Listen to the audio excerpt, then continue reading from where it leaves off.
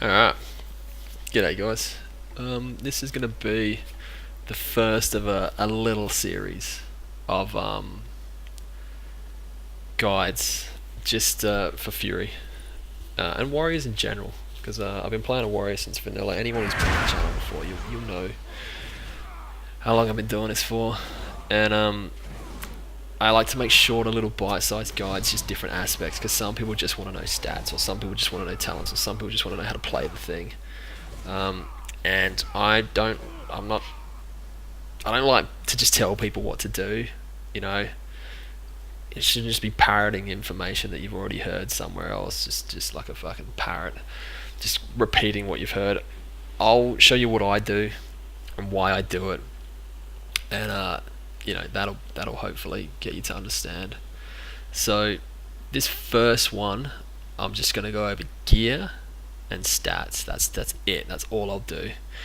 However, when I'm talking about it, it'll be in relation to war, actually doing damage, which is what you're supposed to do with this whole thing. So I'll start with stats, and I'll relate that to how you play a warrior. So I'll assume you already understand certain things about a warrior, but if you're not sure, you might have to do a bit of reading yourself. So the entire way that warriors are played now are through various windows, burst windows. So, and there's two windows basically. One is your enrage window, which you'll see here, enrage. So that lasts 5.5 seconds. And the other window is your battle cry window, and battle cry is here, and that lasts 7 seconds. You can take various talents to shorten these windows or do other things, but that's 7 seconds and 5.5 seconds, and they will overlap because enrage is just something that you're doing all the time. So with these windows in mind, 5.5 seconds and 7 seconds, when you're looking at stats, haste is by far your most important stat, because it's increasing the amount of abilities you can fit into these windows. Makes pretty obvious sense. Secondly, it's mastery, because mastery increases the damage that you do when you're enraged. So if you can increase how much damage you do in these windows, but also fit more abilities into these windows, that's it. Crit is really devalued in the fact that battle cry, these windows are generally the most important windows, which is your battle cry window. You get 100% crit during that window, so crit's massively devalued. So you might as well get as much mastery and haste as you can, so that when that window comes around, you can just pump massive damage into it. And you'll notice as you break certain haste barriers, you'll be fitting an extra ability into the windows. So don't be too shocked if you see in some of my videos I fit an extra ability in compared to other people. It's just because I've got slightly higher haste, or perhaps I've got more haste than your alt, or whatever reason you're watching this, your warrior. If you're mythically progressed, you really don't need my help with this, because you already know what you're doing.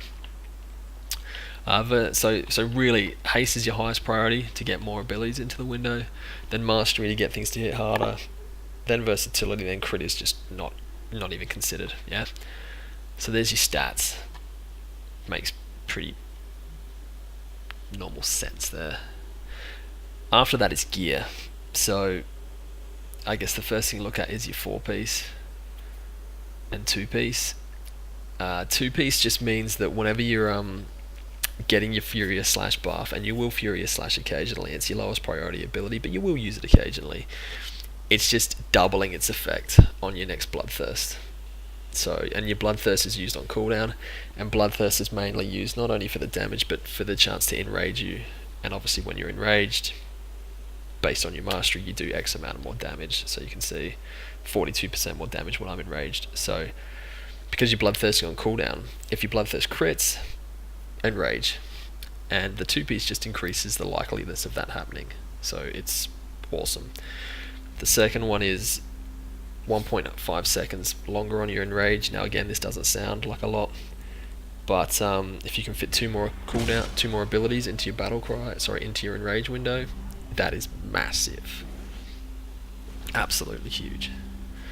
And you'll see why, because warriors, again, they're all about those windows. as those windows come up, you want to be mindfully thinking about what am I fitting into this window every time. And there'll only be a couple of different scenarios, but it is what it is. The other thing you need if you're going to be playing Fury, unfortunately, Drought of Souls, Convergence of Fates. This can proc so much Convergence of Fates that you'll get your Battlecry windows back super fast. It does desync abilities quite a lot, but it doesn't matter. It's way too powerful unless you've got fights that you're holding on to your Battlecry for certain points in the fight, which happens a little bit. It happens a bit on Gul'dan. It happens a bit perhaps on Spellblade a little bit. You want to make sure you've got these for key moments in the fight, but in general, it's huge. Drought of Souls, anyone who's got this, anyone who's seen videos of this, it's obscene how much damage this thing does. It becomes your highest priority whenever you hit your Battlecry window. When it's off cooldown, you'll play your Battlecry window slightly differently. But that's, you need this if you're going to be competing single target. If you don't have it, unfortunately, you're in not any luck whatsoever. It makes up such a huge portion of your damage, it's ridiculous. Your artifact weapon, if you're on an ult and you're just having a peek here for interest, you want to get down to Odin's Champion and Helia's Wrath as quickly as you can. The cooldown, reduced cooldown on Battlecry again is huge because we're all about Battlecry. That's everything that a warrior is. And Odin's Champion is good, it reduces the cooldown of your abilities. So you'll take the high road, you'll take Unstoppable for your rampage damage, and then you'll go down the guts and get it. Once you've got these two, you can fill in the rest however you want, really. It makes sense to go back and get Juggernaut, which that's a whole video in itself to explain that. And then you'll want Rage of the Valajar, but you'll fill this out very quickly now with the way traits are and catch-up mechanics are. Your most powerful trait in total on your weapon is the middle one, Unrivaled Strength, and luckily in Nighthold you can get all 3 relics. So Scorpion, Star Augur and Elisand all drop Unrivaled Strength relics, which is pretty lucky and overpowered. But you generally want to max out this one first, and then you'll start on your new ones because, they're kind of a little bit boring. I mean, the first one, the 10% damage, you can't argue with that, but they are a little boring. Have a read of them. I mean, generating additional rage is great when you're Raging Blows crit. I remember main hand offhand, but other classes get way cooler ones than just a rage increase. And I know a rage increase does translate into a lot more damage and a lot more uptime on your buffs and things because you're maxing out your rage so quickly, but it's still kind of boring.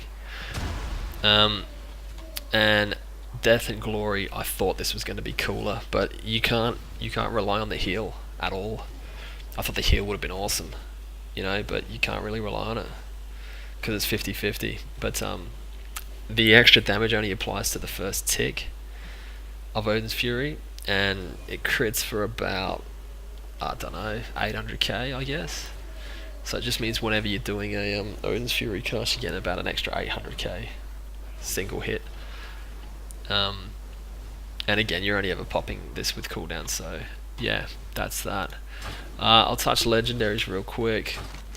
Where's the bloody button here? Helm is still just stupidly good. If you're lucky enough to have it, it's super good. It gets you back to 100 rage really fast, because whenever you're in rage, you just get rage. The Cloak, really good, I guess. Not good stats on it for Fury. Crit Mastery. The Mastery's okay, but crit, no good. But because you're bloodthirsting all the time in your rotation, you have this at 4 stacks permanently, and that's pretty powerful. And considering there's not a great cloak, I mean, there's haste verse, which is okay, but yeah,